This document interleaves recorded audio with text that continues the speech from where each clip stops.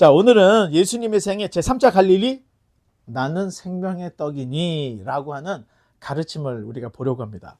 자, 요한복음 6장을 중심으로 우리가 한번 우리 지지난 시간에 무슨 얘기 했었죠? 지난 시간에? 2주 전에? 오병이어 했죠. 그리고 지난 시간에는 물 위를 걸으심. 예, 이 이야기를 우리가 아주 그냥 살짝 훑어 지나가려고 하고, 그 다음에 무리들이, 예수님을 따르던 무리들이 예수님을 떠나는 이야기, 자, 여기까지 하려고 합니다. 자, 넘겨보면 읽어보겠습니다. 그 후에 예수께서 디베랴의 갈릴리 바다 건너편으로 가시매 큰 무리가 따르니 이는 병자들에게 행하시는 표적을 보았음이로라. 자, 한 번 더 넘겨볼까요? 자, 지난 시간에 요 지금 갈릴리 호수의 명칭이 여러 개가 있다 그랬어요. 자, 구약 시대는 여기를 뭐라 그랬죠? 긴네렛. 긴네렛의 뜻이 수금. 지금의 기타, 하프 이런 것들이 고대에는 수금이라고 부르는데 모양이 꼭 이렇게 생겨서 그 모양이다. 자, 그러면 이 긴네렛이 히브리어입니다. 아람어.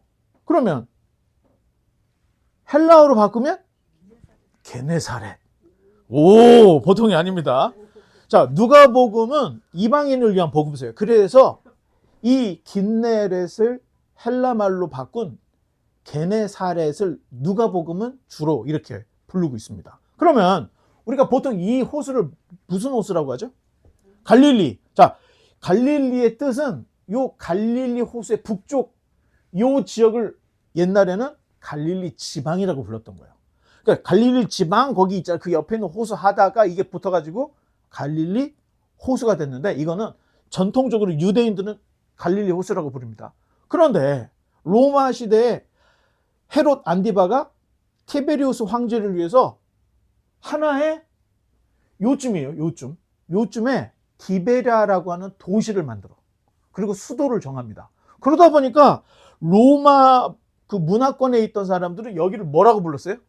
그 디베랴 수도 있잖아. 그 수도 옆에 그 호수 있잖아 하다가 디베랴 호수 또는 디베랴 바다로 부른 거예요. 그래서 로마권에 있는 사람은 주로 여기를 디베랴 호수나 바다로 불렀다. 자, 이 이야기를 지난 시간에 했는데 복습을 했습니다. 잠도 깰 겸.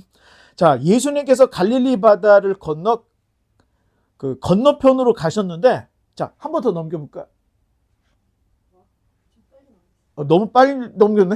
그 그림 다시 한번 보여주세요. 네. 자, 예수님이 이 갈릴리 호수를 건너갔대. 그러면 이 지역을 무슨 지역이라고 했죠? 골란고원이라고 그랬잖아. 골란고원. 그러면 이 골란고원의 이 북쪽이 이게 지금 벳세다라고 돼 있죠. 예수님의 제자들 중에 대부분이 갈릴리의 벳사다 출신들이 많아. 그렇죠? 자, 이 지역으로 예수님이 가신 것 같은데 이 지역에 산지들이 있어. 이런 산지. 자, 여기에서 오병이어 기적을 일으킨 것으로 우리가 보고 있습니다. 그런데 마태, 마가, 누가, 요한 이 4복음서 전체가 오병이어를 기록하고 있다 그랬죠. 그런데 그 중에서 요한은 좀 독특한 시각을 줍니다. 자, 이 지역이 지금 갈릴리 그 지역에서 오병이어가 어디에서 있었는지를 조금 더 우리가 세부적으로 얘기해 주는데, 이거 벳세다 주변에 있는 산지에서 오병이어 기적을 일으켰는데 또 한 가지가 있어요. 언제냐? 유월절이 가까운 때였다고 전해주는데 넘겨보겠습니다. 자, 읽어보겠습니다. 예수께서 산에 오르사 제자들과 함께 거기 앉으시니 마침 유대인의 명절인 유월절이 가까움이라. 자, 이 유월절이 예수님 공생의 몇 번째쯤 될까요? 예? 아니, 30이 아니죠. 1년에 한 번씩 돌아오는 게 유월절이잖아. 패스오버. 첫 번째 때는 무슨 일이 있었죠? 예수님께서 성전에 비둘기 파는 자 환전상들을 뒤집어 엎은 게 예수님 공생의 첫 번째 유월절이 이때인 거예요. 그러면 이때는 언제일까? 지금 오병이어는 이때는 1년이 지난 두 번째 유월절 가까운 때. 그러면 우리가 연도로 따지면 AD 29년 정도가 되는 겁니다. 그리고 세 번째 유월절은 무슨 일이 벌어졌죠? 십자가에 달려 돌아가셨잖아. 그래서 3년이나 3년 6개월이라고 이야기하는 게 3번 내지는 4번의 6월절의 어떤 그 주기를 따져서 우리가 예수님의 공생애를 3년 내지는 3년 6개월 이렇게 이야기를 합니다. 자, 오병이어 기적이 일어난 후 예수님께서는 제자들을 먼저 어떻게 했어요? 야, 니네 배 타고 빨리 지나가. 건너가. 보냈죠. 그리고 무리들을 어떻게 했어요? 해산. 빨리 니네 집으로 돌아가. 그리고 예수님은 어디로 가셨어요?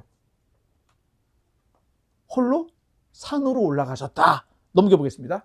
읽어보겠습니다. 그 사람들이 예수께서 행하신 이 표적을 보고 말하되 이는 참으로 세상에 오실 그 선지자라 하더라.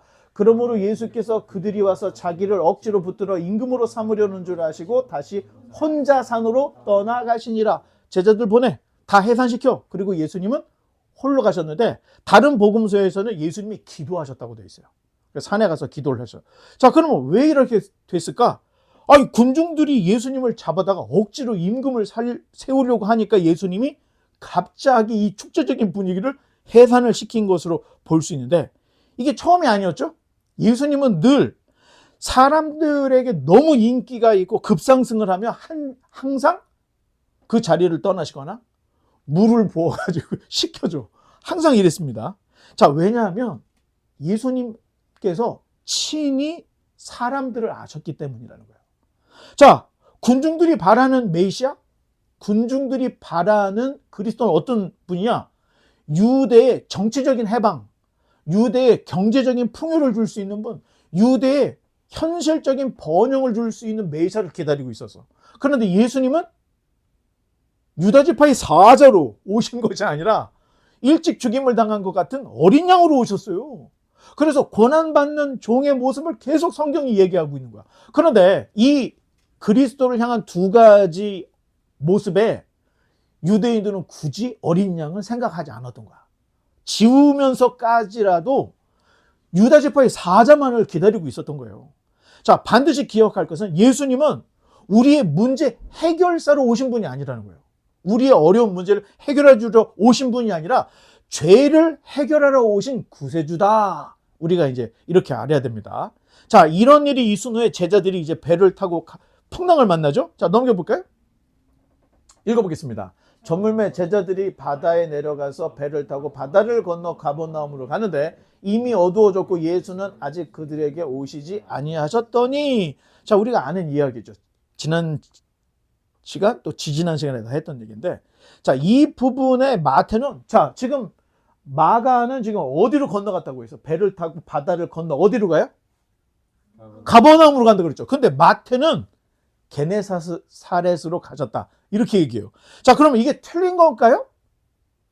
아니, 오병이어 끝나고 마태는 게네사렛으로 가셨다고 했는데 요한은 가버나움으로 가셨다니까 이 둘 복음서가 잘못된 정보를 우리에게 주는 거 아니야? 꼭 그런 것만은 아니라는 거예요. 갈릴리 호수의 이름이 몇 개 있어요, 지금? 4개야. 호수를 부르는 것도 4개나 돼요. 그러니까 우리가 얘기할 때는 우리나라 그 사투리에 그가 이런 거, 머시기가 거시기고 거시기가 머시기 하면은 우리는 잘 못 알아듣는데 그 지역 사람들은 다 알아들어. 무슨 얘기인지. 똑같은 거예요. 이 사람들은 그냥 어떤 때는 그냥 게네사렛이라고 부르는 사람도 있고 가버나움이나 뭐 이렇게 부르는 사람이 있었기 때문에 이거를 뭐 정확하게 야, 가버나움과 게네사렛은 틀리잖아 이렇게 말하기보다는 그가 머시기가 거시기가 이런 식으로 기록을 했다고 생각하면 우리가 이렇게 의심을 하지 않아도 우리가 받아들일 수 있는 문제다.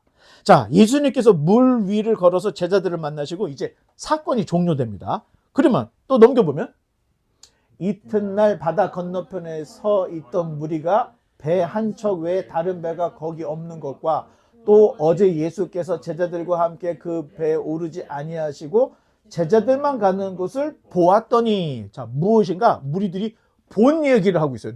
이거는 요한만 쓰고 있는 얘기예요. 자, 요한복음은 물 위에 걸으신 사건을 기록을 아주 굉장히 세부적으로 해. 일반 사람들은 몰랐던 일이라는 거예요. 제자들만 경험했던 이야기다. 그렇게 이야기하면서 뭐래? 원래 오병이어 기적이 있던 곳에 배가 몇 척이 있었대요. 원래 2척이 있었던 거야. 그런데 한 척은 예수님이 다 해산할 때 제자들을 태워서 보냈죠. 그러면 지금 몇 대가 남아있어, 배가. 한 척이 남아있는 것을 무리들이 봤다는 거야. 그리고 어제 요 기적이 있고 배들을 다 가서 한 척이 남아있어. 그렇다면 무리들이 왔을 때 배가 한 척이 있으면 지금 누가 계신 거예요? 이미 제자들은 배를 타고 간 걸 다 알아. 그리고 배가 한 척이 있어. 그럼 예수님이 거기에 혼자 계실 거라고 하는 생각을 충분히 했을 이야기를 우리에게 전해주고 있는 거예요. 자, 넘겨보면 또 읽어보겠습니다. 그러나 디베리아에서 배들이 주께서 축사하신 후 여럿이 떡 먹던 그곳에 가까이 왔더라. 자, 과로는 왜 쳤다 그랬죠? 성경에? 중요 사본에는 없어.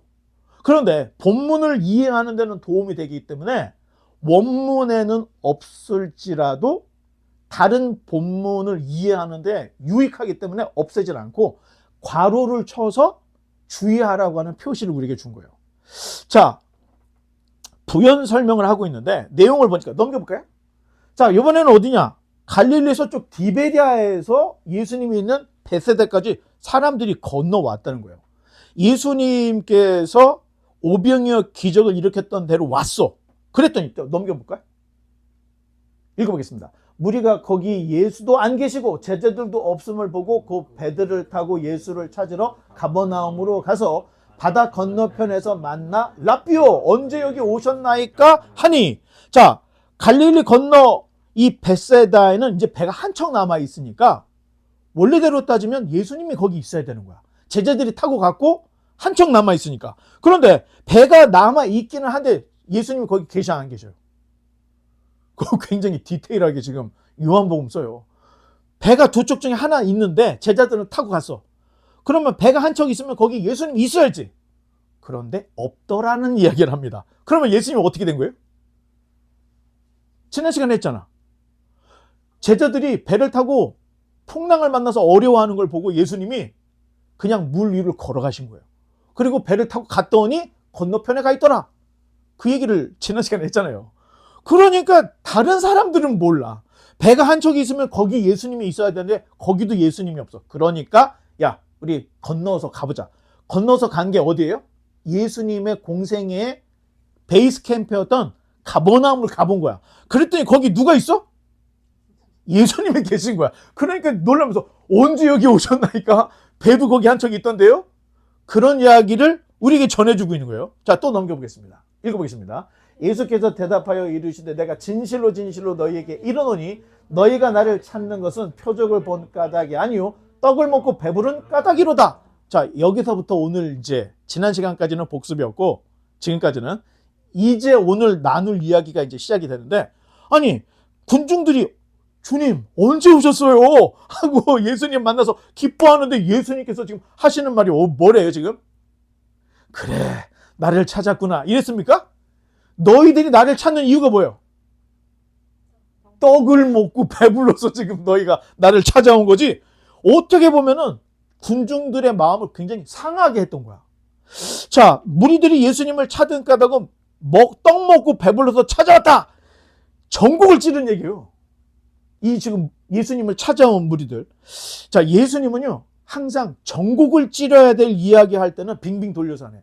야, 너 뭐 하면서 자꾸 돌려갖고 얘기하지 않고 예수님은 직설적으로 얘기해요. 자, 어떻게 직설적으로 해? 가룟 유다가 예수님을 팔아먹을 때 어떻게 했어요? 너희 중에 누구 하나가 나를 팔아먹을 거야 했더니 접니까? 접니까? 아니 그때 배반자도 물어보는 거야. 접니까? 그랬더니 예수님이 그래 바로 너야. 아 진짜로요.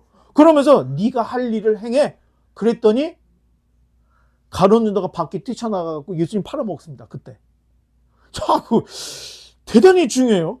자, 지금 이 무리들은요 애국자들이에요. 그리고 철저한 유대교 신자들이었습니다. 무엇보다도 예수님에 대한 열심이 있어서 여기까지 온 거예요. 배를 타면서까지 막 건너갔다 오면서 하면서 예수님을 어떻게든 만나. 그리고 예수님을 뭐를 삼으려고 했던 거예요? 이 사람들은 왕으로 삼으려고 했던 거예요. 지금 내 현실에 번영을 줄 수 있는, 경제적인 어려움을 극복시켜 줄 수 있는, 나라의 위기를 독립을 시켜줄 수 있는 이런 사람이기 때문에 어떻게든 이게 굉장히 열정이 있는 거예요. 그런데 그런 열정에 대해서 예수님이 칭찬보다는 뭐래요? 니네 떡 먹고 배불러서 왔지 하고 이렇게 얘기를 했어요. 자, 너 이렇게 얘기를 했는데 넘어가겠습니다. 또 읽어보겠습니다. 썩을 양식을 위하여 일하지 말고 영생하도록 있는 양식을 위하여 하라. 이 양식은 인자가 너희에게 주리니 인자는 아버지 하나님께서 인치신 자니라. 그들이 묻되 우리가 어떻게 하여야 하나님의 일을 하오리이까? 예수께서 대답하여 이르시되 하나님께서 보내신 일을 믿는 것이 하나님의 일이니라 하시니. 자, 예수님이 정의해 준 거예요. 하나님의 일이 뭐죠? 네? 지금 읽었잖아. 하나님의 일이 뭐야? 교회를 열심히 섬기고요. 예배를 빠지지 않는 거예요. 11조를 드리는 거예요. 뭐 새벽 예배를 가는 거예요. 봉사 헌신하는 거예요. 이거 다 우리들이 만들어낸 일이라는 거예요. 진짜는 하나님이 보내신 자 예수님을 믿는 게 우리가 해야 할 일이라는 것을 예수님이 얘기했는데, 자, 예수님이 얘기하면서 썩을 양식을 위하여 일하지 말고 영생하도록 있는 양식을 위해서 하라. 자, 양식을 두 가지, 하나는 썩어, 하나는 영생을 위한 거야. 이 말씀이 어디서 하냐? 넘겨보면, 자, 이사야 55장에 나와 있어요. 이스라엘 백성들이 이미 이웃 때는요, 북이스라엘이 아시리아한테 무너진 시대. 그리고 이제 조금만 지나면 어떻게 돼요? 조금만 지나면 바벨론이 예루살렘을 멸망시키기 코앞에 와 있는 거예요. 그런데 그때 이사야가 뭐라고 하면 한번 읽어보겠습니다. 오라 너희 목마른 자들아 물로 나오라. 돈 없는 자도 오라. 너희는 와서 사 먹되 돈 없이 값없이 와서 포도주와 젖을 사라. 너희가 어찌하여 양식이 아닌 것을 위하여 은을 달아주며 배부르게 하지 못할 것을 위하여 수고하느냐. 내게 듣고 들을지어다. 그리하면 너희가 좋은 것을 먹을 것이며 너희 자신들이 기름진 것으로 즐거움을 얻으리라. 너희는 귀를 기울이고 내게로 나와 들으라. 그리하면 너희의 영혼이 살리라. 내가 너희를 위하여 영원한 언약을 맺으리니 곧 다윗에게 허락한 확실한 은혜니라. 자, 두 부류의 인생이 있다는 거예요. 어떤 이는 정말로 열심히 땀을 흘리면서 최선을 다해. 그런데 결국엔 어떻게 돼요? 썩어질 양식을 위해서 일하는 사람이 있다는 거예요. 그런데 어떤 사람은 참 진리를 깨닫고 바로 영생을 얻더라는 거예요.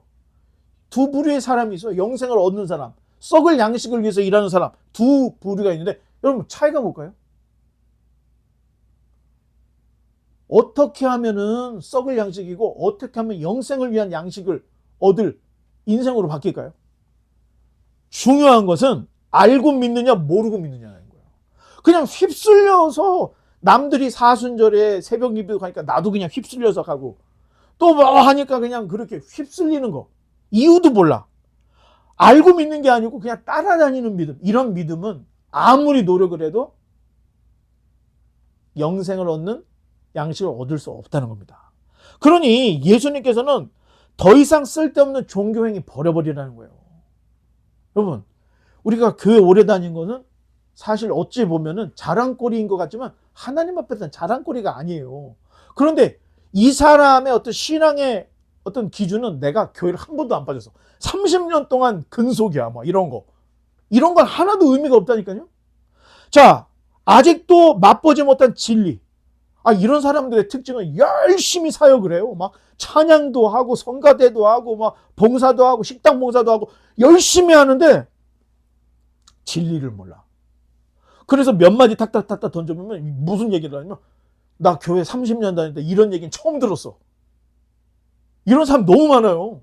그냥 그 안에 들어가 있으면 자기는 따라서 천국 갈 줄 알고 있는 거야. 그런데 예수님은 기준이 명확해요. 진리를 아느냐 모르느냐. 이게 썩을 양식을 위해서 수고를 하는 건지 영생을 위해서 수고를 하는 건지 딱 구분이 된다는 이야기를 하고 계시다는 거야. 또 넘겨볼까요? 그들이 묻되 그러면 우리가 보고 당신을 믿도록 행하시는 표적이 무엇이니까? 하시는 일이 무엇이니까? 기록된 바 하늘에서 그들에게 떡을 주어 먹게 하였다 함과 같이 우리 조상들은 광야에서 만나를 먹었나이다. 자, 무리들은 예수님께 표적을 구해요. 우리가 하나님이 보내신 자, 당신을 믿어야 될 근거가 뭐요? 하고 표적을 구하는 거야. 자, 자신들의 조상들은 우리는 이미 광야 40년 동안 뭘 먹었다는 거예요? 신령한 만나를 먹었어. 자, 그리고 모세를 앞세우는 거예요. 자, 흐름상 그 무리들이 모세의 신령한 만나를 거론했던 이유는 전날 뭔 일이 있었죠? 예수님께서 5천 명을 먹이시는 기적을 경험했던 자들이는 거야. 이 사람들이. 근데 그 표정 말고 우리의 선조들은 40년 동안 광야에서 그런 많은 신령한 음식을 먹었었는데 모세와 당신과 견주했을 때 당신이 모세보다 더 뛰어납니까? 라고 하는 것을 저울질하면서 어찌 생각하면 예수님께 카운터 펀치를 날린 거야. 카운터 펀치를. 자, 넘겨보겠습니다.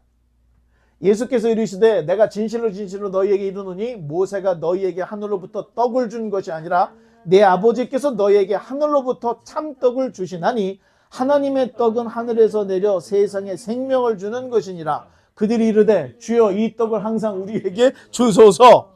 자, 당시 유대 사회는 종교 사회였고 모든 법 위에 뭐가 있어요? 율법과 계명이 있습니다. 그러니 모세의 제자다 할 때는 굉장히 큰 프라이드가 있어요.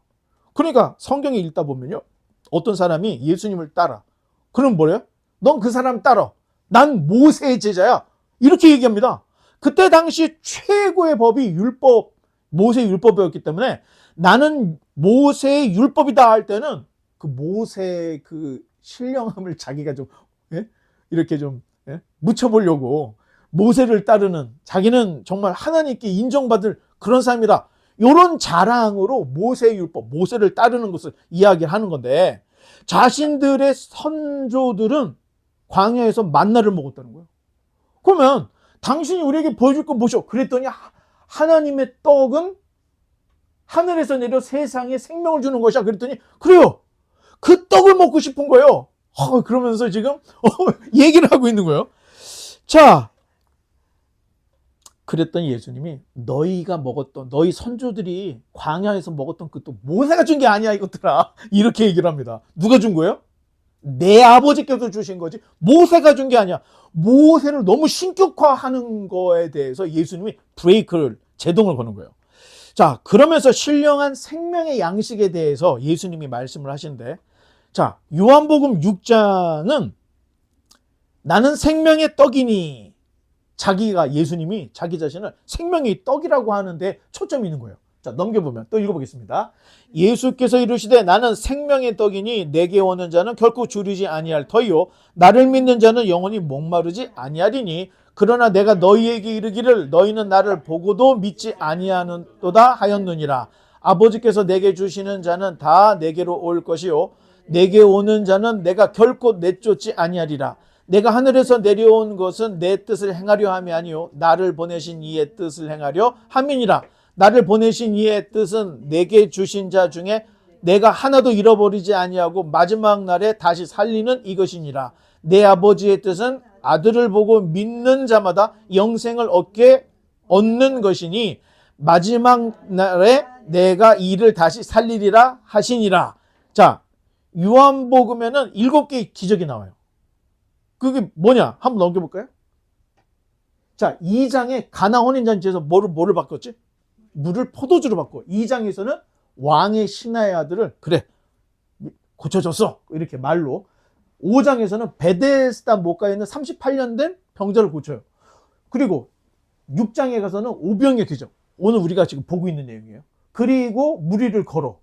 그리고 6번째는 날 때부터 맹인된 사람을 고치는 이야기. 그리고 마지막 7번째가 죽은 나사로를 살리는 거. 요한복음은요, 요 7개의 표적을 골자로 해서 이야기가 전개돼요. 자, 그런데 그냥 막 전개되는 게 아니라 예수님이 하나님의 아들이라고 하는 표적을 보여주면서 이야기를 하는데, 예수님이 자기가 하나님의 아들이라고 하는 자기 선언을 또 7개를 해요. 자, 넘겨보겠습니다. 자, 읽어보겠습니다. 아니, 제가 보겠습니다. 첫 번째 6장에 오늘 보는 거죠. 생명의 떡이니. 또 8장이라서는 나는 세상의 빛이니. 10장에서 나는 양의 문이니. 선한 목자, 부활이요 생명이요, 길과 진리요 생명이요, 참 포도나무요. 이러면서 나는 무엇이다. 영어로는 어떻게 돼요? I am. I am 뭐시기. 이렇게 이야기를 하는데 헬라어로는 에고 에임이에요. 에고 에이미. 자, 이런 선언은 예수님이 자기의 신적 정체성과 내가 할 사명이 무엇인지를 사람들한테 보여줘. 그러면 이게 뭐가 그렇게 중요해요? 중요합니다. 자, 출애굽기 3장 14절에 보면은 모세가 하나님을 그 떨기나무 불꽃 가운데서 하나님을 만나. 그러면서 야, 애굽에 가서 이집트에 가서 내 백성 건져와 그랬더니 하나님. 근데 백성들이 너를 보낸 자가 누구냐 그러면 어떻게 얘기해줘? 그랬더니 그때 하나님이 자기 이름을 말해주는 거야. I am who I am. 나는 스스로 있는 자야. 나는 나야. 그때 I am who I am이 에고 에임이에요. 자기 선언. 나는 누구다 하는 거를 보여준. 그러니까 본질적으로 지금 예수님이 이 7가지 나는 뭐 생명의 떡이니 양의 문이니 했던 이 7가지 선언은 자기 자신이 구약의 여호와 하나님과 본질적으로 하나인 존재라는 것을 선포하는 거예요. 자, 이 7가지 선언, 예수님의 신성을 자기가 선언하는 내용이었다. 자, 예수님을 따르던 무리들은 오병이어 표적으로 인해서 충격을 받았어. 그런데 먹는 것보다 중요한 것은 생명의 양식을 주신 하나님, 그리고 그분이 보낸 하나님의 아들을 믿는 것이 그 무엇보다도 중요하다는 것을 예수님께서 이야기를 하시는데, 자, 예수님이 나는 생명의 떡이다 이렇게 선언했더니 백성들이 와 이랬습니까? 제발아. 많이 컸네. 자, 넘겨보겠습니다. 읽어보겠습니다. 자기가 하늘에서 내려온 떡이라 하심으로 유대인들이 예수에 대하여 수군거려 이르되 이는 요셉의 아들 예수가 아니냐? 그 부모를 우리가 아는데 자기가 지금 어찌하여 하늘에서 내려왔다 하느냐? 예수께서 대답하여 이르시되 너희는 서로 수군거리지 말라. 나를 보내신 아버지께서 이끌지 아니하면 아무도 내게 올 수 없으니 오는 그를 내가 마지막 날에 다시 살리리라. 선지자의 글에 그들이 다 하나님의 가르침을 받으리라 기록되었은즉 아버지께 듣고 배운 사람마다 내게로 오느니라. 이는 아버지를 본 자가 있다는 것이 아니니라. 오직 하나님에게서 온 자만 아버지를 보았느니라. 진실로 진실로 너희에게 이르노니 믿는 자는 영생을 가졌나니 내가 곧 생명의 떡이니라. 너희 조상들은 광야에서 만나를 먹어서도 죽었거니와 이는 하늘에서 내려오는 떡이니 사람으로 하여금 먹고 죽지 아니하게 하는 것이니라. 나는 하늘에서 내려온 살아있는 떡이니 사람이 이 떡을 먹으면 영생하리라. 내가 줄 떡은 곧 세상의 생명을 위한 내 살이니라 하시니라. 자, 논쟁이 점점 깊어져요 이제. 그리고 어려워진 내용들이 나와. 그때 유대인들이 뭐예요? 야, 쟤 요셉의 아들 아니야? 이렇게 얘기해요. 그러면서 아니 요셉의 아들인데 지가 어떻게 하늘에서 내려온 떡이라고 얘기하는 거야? 저거 지금 정신이 없는 거 아니야? 지금 굉장히 분위기가 살벌해집니다. 사실 복음서에서 예수님과 유대인 사이는 예수님 말씀하면 믿습니다. 예수님이 그렇군요 이랬습니까? 아니면 예수님이 뭐라고 하면 야, 쟤 요셉의 아들 아니야? 쟤 뭐라고 하면은 수군거리고 이런 이야기들을 여과 없이 기록을 하고 있어요. 자, 지금 예수님과 유대인 사이에 동문서다 또는 동상이몽 듯한 대화가 기록이 되어 있어. 당시 유대인들의 의심, 종교 지도자들의 경계를 우왕좌왕 갈팡질팡하는 이 무리들을 아주 사실적으로 담고 있다는 거예요. 자, 내가 복음서를 써 예수님에 대한 이야기에 예수님이 했더니 막 기적이 일어났고 다 그런 얘기로만 추리고 싶잖아. 그렇잖아요. 그런데 복음서에서는 유대인들의 의심, 종교 지도자들의 그 경계심들이 그대로 다 묻어서 굉장히 현실적으로 기록을 하고 있다는 거예요. 자, 그런 중에 진실은 예수님은 하나님의 아들이었다는 거예요. 다만 백성들이 인식을 못하고 거기까지 도달하지 못해서 무슨 일이 벌어져요? 예수님을 좀 배척하고 수군거리고 의심하는 일이 있는 이야기를 복음서 기자들이 아주 여과 없이 다 기록을 해줍니다. 자, 주님께서는 계속해서 자신을 생명의 떡이다 이렇게 말씀을 하고 있는데 만나를 먹은 유대인들의 선조들은 신령한 만나를 먹어서 죽었어요? 안 죽었어요? 선조들 다 죽었어. 그리고 만나를 먹었던 이들이 1세대들은 어떻게 됐어요? 가나안 땅을 밟지도 못했어. 그런데 생명의 떡이신 예수는 나를 먹으면 너희는 영원히 죽지 않을 것이다 이런 얘기를 해요. 비교를 하는 거예요. 자, 만나는 일시적인 하나님의 은혜였다고 생각한다면 예수님은 영원한 은혜라는 거예요.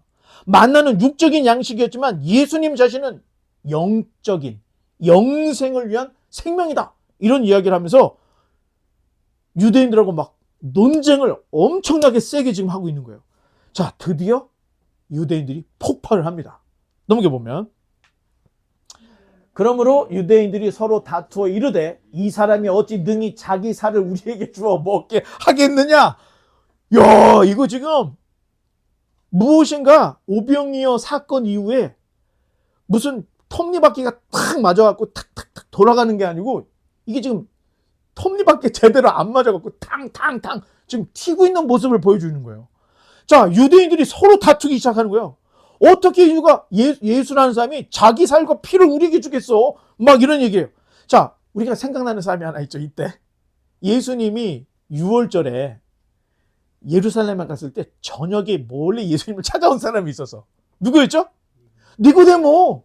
자, 니고데모가 딱 왔을 때 예수님이 네가 거듭나지 않으면 하나님 나라를 볼 수 없어 그랬더니 거듭나요? 내가 지금 엄마 뱃속에서 한 번 태어나요. 내가 엄마 뱃속으로 다시 들어가 또 태어나요? 이렇게 얘기를 했죠. 그랬더니 예수님은 야, 넌 유대의 선생으로서 그 말이 무슨 뜻인지 몰라? 하면서 이런 얘기예요. 아니, 이건 내 얘기가 아니라 성경에 있는 얘기를 그대로 좀 제가 좀 전하는 거예요. 자, 이미 알죠. 거듭난다는 것은 엄마 뱃속으로 다시 기어들어서 나오는 게 아니라 다시 태어나는 거예요. 물과 성령으로 다시 태어나는 거듭남을 얘기했던 거예요. 그러면 여기서 이야기하는 살과 피, 예수님의 살과 피를 마신다 할 때는 이게 문자적인 의미로 야, 좀비들 돼가지고 예수님 막 뜯어먹고 이런 게 아니라는 거예요. 굉장히 상징적이고 비유적인 가르침을 하고 있는데, 자, 한번 넘겨보겠습니다. 예수께서 이르시되 내가 진실로 진실로 너희에게 이르노니 인자의 살을 먹지 아니하고 인자의 피를 마시지 아니하면 너희 속에 생명이 없느니라. 내 살을 먹고 내 피를 마시는 자는 영생을 가졌고 마지막 날에 내가 그를 다시 살리리니 내 살은 참된 양식이요 내 피는 참된 음료로다. 내 살을 먹고 내 피를 마시는 자는 내 안에 거하고 나도 그의 안에 거하나니 살아계신 아버지께서 나를 보내심에 내가 아버지로 말미암아 사는 것 같이 나를 먹는 그 사람도 나로 말미암아 살리라. 이것은 하늘에서 내려온 떡이니 조상들이 먹고도 죽은 그것과 같이 아니하여 이 떡을 먹는 자는 영원히 살리라. 자, 주님의 살과 피를 먹고 마신다는 것은 좀비처럼 살을 뜯고 막 피를 마시고 이런 게 아니라 예수님을 제대로 믿어서 인격적으로 하나됨을 얘기하는 거예요. 예수님이 진짜 내 안에 들어와 계신 거. 자, 이거를 상징적으로 예수님께서 마지막 세 번째 유월절 만찬에서 제자들에게 제정하신 게 뭐예요? 성찬식입니다. 그래서 빵을 찢어가지고 이거는 너희를 위한 내 살이야. 그리고 포도주를 마시면서 이거는 너희를 위한 내 피야 하면서 제자들에게 내 살과 피를 마시는 게 무엇인지를 의식적으로 보여줬죠. 자, 이거는 주님과 하나됨이야. 그러면 우리가 자기 십자가를 지고 나를 따르라 할 때 그 십자가를 정말 만들어서 내가 져야 돼요? 그런 의미가 아니죠. 이거는 굉장히 상징적이고 비유적인 거예요. 십자가는 믿음으로 받아들이는 것을 말하는 거예요. 따라서 믿음이라는 것은 예수님의 죽음을 나의 죽음으로, 예수님의 부활을 내 부활의 소망으로 믿는 거예요. 그러니까 어떤 사람들은 그 브라질이나 이런 데 보면요, 이런 기간이 되면 진짜 십자가에 매달리는 사람이 있어. 채찍으로 막 몸을 때리면서 막 자기 막 금욕하면서 막 학대하면서 이런 사람. 그리고 어떤 사람은 막 채찍으로 자기 등을 막 대갖고 피가 철철 막 나오는 거. 이거 다 어리석은 거라는 거예요. 믿음이라는 것은 그게 아니라는 거죠. 또 넘겨보겠습니다. 이 말씀은 예수께서 가버나움 회당에서 가르치실 때 하셨느니라. 자, 어디 회당이라 그랬어요? 가버나움 회당에서 이러한 일들이 있었다. 오늘날도 사람들이 기적을 좋아해요. 그렇죠. 그런데 십자가를 싫어합니다. 그래서 예수님을 믿다가 관두는 사람 중에 고난을 요구해. 자기 십자가를 지고 나를 따르라. 예수 믿으면 복 받습니다 할 때는 좋은 거야. 그런데 십자가를 지고 예수님을 따릅시다 하면 살짝 내려놓고 이런 일들, 걸려 넘어지는 사람들이 많다는 거예요. 자, 넘겨보면 읽어보겠습니다. 제자 중 여럿이 듣고 말하되 이 말씀은 어렵도다. 누가 들을 수 있느냐 한데 예수께서 스스로 제자들이 이 말씀에 대하여 수근거리는 줄 아시고 이르시되 이 말이 너희에게 걸림이 되느냐? 그러면 너희는 인자가 이전에 있던 곳으로 올라가는 것을 본다면 어떻게 하겠느냐? 살리는 것은 영이니 육은 무익하니라. 내가 너희에게 이른 말은 영생이요 생명이라. 그러나 너희 중에 믿지 아니하는 자들이 있느니라 하시니 이는 예수께서 믿지 아니하는 자들이 누구며 자기를 팔 자가 누구인지 처음부터 아심이로라. 또 이르시되 이러므로 전에 너희에게 말하기를 내 아버지께 오게 하여 주지 아니하시면 누구든지 내게 올 수 없다 하였노라 하시니라. 그때부터 그의 제자 중에 많은 사람이 떠나가고 다시 그와 함께 다니지 아니하더라. 분기점이 된 거예요. 예수님을 따르던 수많은 사람들이 있는데 이 가르침에 와라라라 다 무너지기 시작하면서 예수님을 떠난 이들이 있다는 거예요. 자, 여기에서 예수님의 가르침이 어렵다고 막 떠나고, 자, 그랬는데 다 갔습니까? 좀 남았습니까? 조금 남았어. 또 한번 넘겨볼까요? 예수께서 12 제자에게 이르시되 너희도 가려느냐? 자, 그러면 몇 명이 남은 거예요? 다 떠나가고 12만 남은 거예요, 지금 딱. 예수님이 선택했던 그 12 제자만 남고 싹 다 사라졌는데, 자, 예수님은요, 전도를 하시고 할 때 와라, 와 보라, 지금 오라 이렇게 초청을 해. 누구든지 문을 열면 내가 그에게로 들어가 그릇도 먹고 막 하면서 예수님이 이렇게 초청을 해. 그런데 예수님에게서 떠나가려는 자가 잠깐 기다려. 붙잡지 않는다는 겁니다. 자, 신앙은 강요로 될 수 없기 때문에 그렇다는 거예요. 가장 중요한 것이, 한번 넘겨볼까요? 자, 읽어보겠습니다. 내 아버지께서 오게 하여 주지 아니하시면 누구든지 내게 올 수 없다는 거예요. 예수님이 그걸 아신다는 거예요. 아무리 많은 사람이 있다 할지라도 아버지께서 오게 해주지 않으면 그 누구도 아버지께 올 수 없다. 그러니 떠나가려는 자를 잡지 않는다는 거예요. 그냥 그냥 가게 하신다. 자, 그러니까 저도 초청을 해요. 우리 교회 한번 와. 같이 한번 왔으면 좋겠어. 하지만 간다는 사람은 어떻게 해요? 붙잡지는 않습니다. 왜? 사람의 인력으로 영생에 이르게 할 수 없다는 걸 알기 때문에, 뭐 중간에 떠나면 내가 잡을 수 있는 일이 아니기 때문에. 다윗도 어떻게 했어요? 밧세바 사건으로 아이가 막 지금 죽으려고 할 때 침상이 젖을 정도로 눈물을 기도를 하는 거예요. 근데 애가 딱 죽어버렸어. 그러니까 어떻게 해요? 툴툴 털고 일어나가지고 밥을 먹더라는 거예요. 그러니까 아니, 애가 아플 때는 그렇게 울면서 기도하시더니 애가 죽었더니 벌떡 일어나서, 야, 죽은 자를 내가 살릴 수 있냐? 아직 죽지 않고 목숨 붙어있을 때는 이 아이 살려달라고 기도를 하고 애걸복걸하고 눈물로 그냥 침상에 젖을 정도는 하는 거예요. 근데 일단 떠나버렸어. 그럼 내 능력이 아니라는 거예요. 예수님도 이런 모습을 우리에게 보여요. 우리 교회도 마찬가지입니다. 오라고는 해. 근데 간다는 사람은 붙잡지는 않습니다. 사람의 인력으로 할 수 없기 때문에. 넘겨보면 시몬 베드로가 대답하여 주여, 영생의 말씀이 주께 있사오니 우리가 누구에게로 가오리이까? 우리가 주는 하나님의 거룩하신 자인 줄 믿고 알았사옵나이다. 자, 참 제자는 기적 때문에 남아있는 게 아니에요. 뭐 때문에 남아있는 거예요? 말씀이 있어서, 그 말씀이 생명의 말씀이 주님께 있는데 우리가 어딜 갑니까? 이런 얘기를 하는 거예요. 자, 신앙은 유익 때문에 내가 있는 것이 아니라, 신앙은 내 유익 때문에 갖는 것이 아니라 생명 때문에 갖는다는 거예요. 넘겨보겠습니다. 예수께서 대답하실 때 내가 너희 12를 택하지 아니하느냐? 그러나 너희 중에 한 사람은 마귀인이라 하시니, 이 말씀은 가룟 시몬의 아들 유다를 가리키십니다. 그는 12 중에 하나로 예수를 팔 자로라.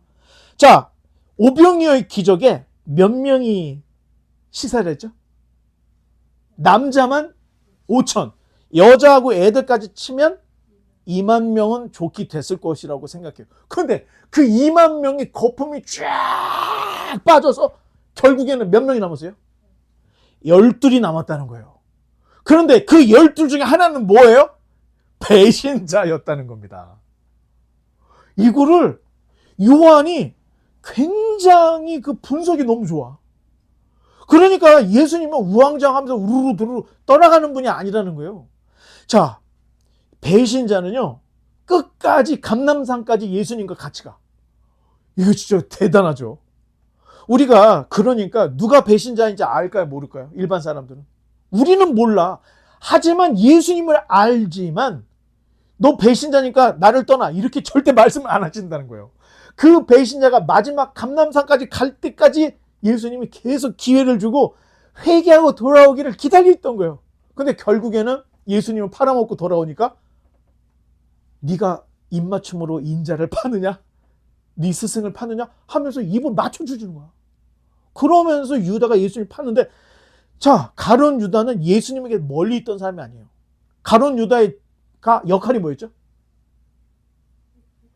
회계 담당자였어. 그러니까 이 예수님의 그 버젯을 갖고 있기 때문에 항상 예수님 옆에서 야, 이거 좀 해봐. 그러면 알겠습니다. 막 돈 계산하고 하는 사람이었던 거예요. 예수님의 최측근 중에 최측근이 베드로만큼 예수님께 가까운 사람이 가룟 유다였다는 거예요. 그런데 그 가룟 유다는 그 2만 명 되는 사람, 엄청 많은 사람들이 다 떠나가도 안 떠나. 그리고 마지막 12이 남았는데 거기까지 끝까지 남아있다는 거예요. 자, 그러니까 여러분, 교회에 사람 많이 모아놓고 많이 앉혔다, 이게 성공한 게 아니라는 거예요. 마지막 심판 때에 내가 목자로서 내 양이 과연 몇 명이나 하나님 앞에 갈 수 있을까? 이게 더 중요한 문제예요. 아니, 여기에 1000명, 2000명이 있으면 뭐예요? 여기 있는 1000명, 2000명이 한 명도 천국에 올라가지 못한다면 이거 뻘짓을 한 거죠. 시간, 썩어질 양식을 위해서 지들끼리 목회 장난하고 목회 놀이하고 너는 뭐 장로 뭐 권사하면서 그거 한 거예요. 그런데 교회가 크든 작든 마지막 심판 때에 이 교회의 양들이 더 많이 천국에 갔다고 하면 이게 더 주님께서 원하시는 길이라는 거예요. 여러분, 잊지 마세요. 2만 명이 12명으로 줄었고요. 12명 중에서도 배신자가 있었다는 거예요. 결국에는 남는 자가 제자들.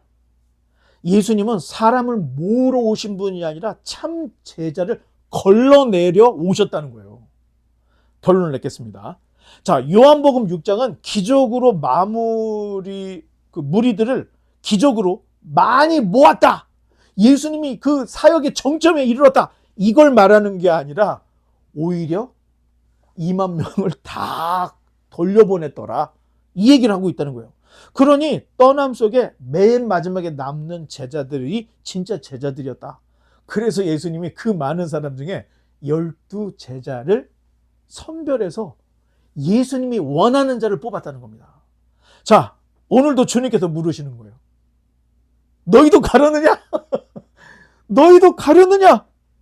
참 제자라면 주님에게 생명의 말씀이 있으니 내가 어디로 갑니까? 이런 고백 바라기는 우리 모두에게 주님밖에 없습니다 하는 고백이 있는 저와 여러분 되시기를 주님의 이름으로 간절히 축원합니다.